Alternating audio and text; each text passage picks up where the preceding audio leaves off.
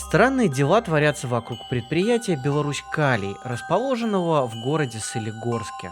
В августе прошлого года, на волне тогдашних протестов, недовольные работники предприятия организовали стачком и призвали к общенациональной забастовке, которая, по их мнению, должна была продлиться до полной и безоговорочной капитуляции преступного режима Лукашенко. С забастовкой, как мы помним, ничего не получилось.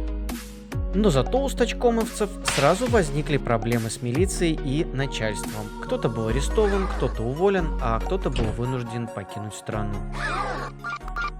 16 августа появились сообщения о том, что происходящее в Беларуси и на Беларусь-Калии не понравилось норвежской компании Яра.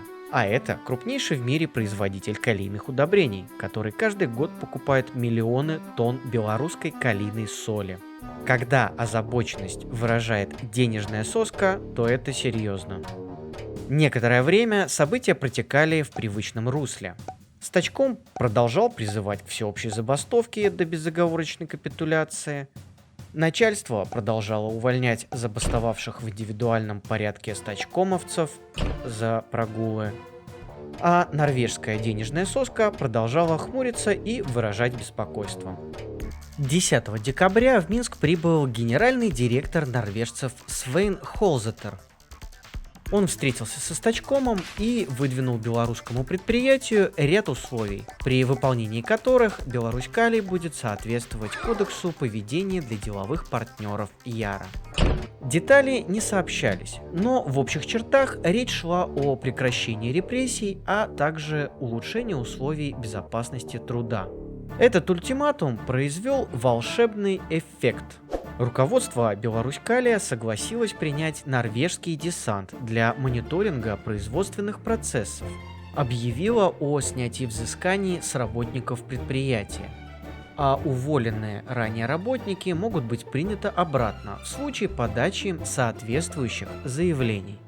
Компания Яра позитивно оценила эти уступки, отметив, что продолжит мониторить ситуацию на Беларусь-Калии и будет взаимодействовать в этом вопросе с лидером демократической оппозиции Светланой Тихановской. И тут заговорил стачком. Мы не согласны с формулировкой «принять на работу», так как никто из нас не писал заявление на увольнение.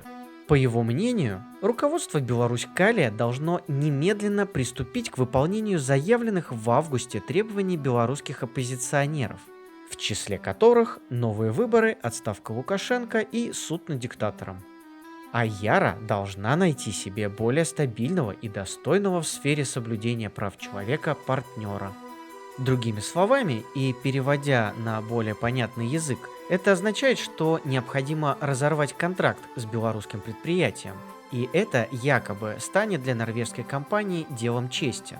Сегодня белорусы Вильнюса вышли к офису одного из крупнейших в мире поставщиков минеральных удобрений с требованием пересмотреть сотрудничество с Беларусь-Калием и поддержать бастующих рабочих. А вот здесь самое время остановиться и поговорить о расстановке сил.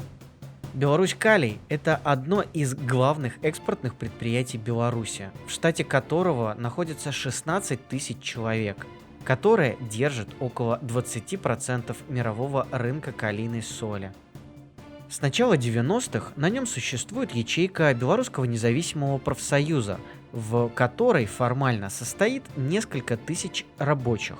По данным штаба Светланы Тихановской, к стачкому с середины августа присоединилось 180 работников, половина из которых уже уволена.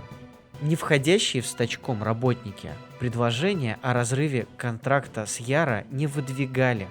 После расторжения в 2013 году партнерства между Беларусь-Калием и Урал-Калием менеджмент белорусской компании проявил неожиданную прыть в самостоятельном продвижении своей продукции на рынке Азии и Южной Америки.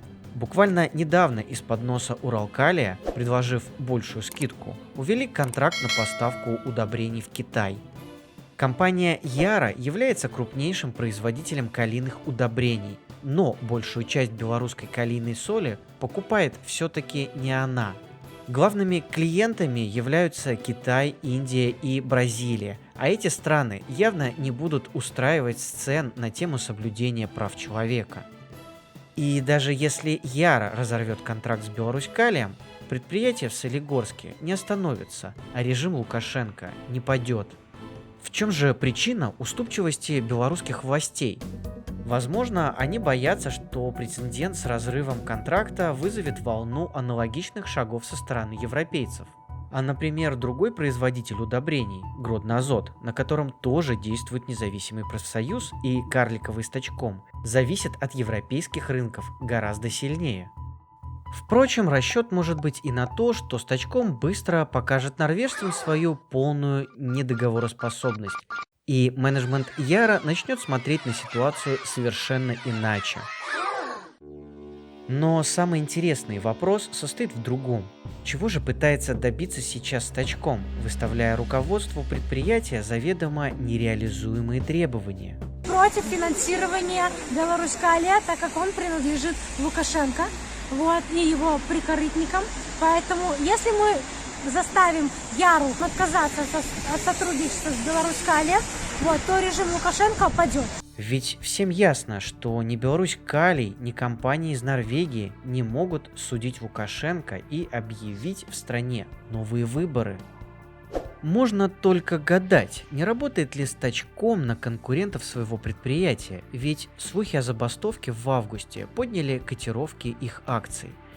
И не хочет ли Яра банальным образом выбить у белорусов скидку, как для китайцев? Ведь в мире большого бизнеса живут отнюдь не добрые феи, озабоченные правами простых рабочих. Но есть еще ощущение, что все значительно проще. Ребята из Стачкома безнадежно застряли в ситуации августа прошлого года. Им до сих пор кажется, что до падения власти осталось всего ничего. И еще одно угрожающее заявление станет последним толчком, который окончательно опрокинет власть Лукашенко. О, на нас обратили внимание. Так давайте еще поговорим про безоговорочную капитуляцию батьки, про общенациональную забастовку и любимую Тихановскую. Галантерейщик кардинал! Это сила. Я спасу Францию. Конечно, все это не принесет за собой никаких положительных результатов для работников белорусского предприятия, но, может быть, побочным эффектом будет повышение зарплаты и улучшение условий труда. Между тем, влиятельные западные игроки крайне редко вмешиваются в подобные ситуации. И даже обидно, что возможность помочь трудовому коллективу Беларусь-Калия разменяют на очередной звонкий кряк.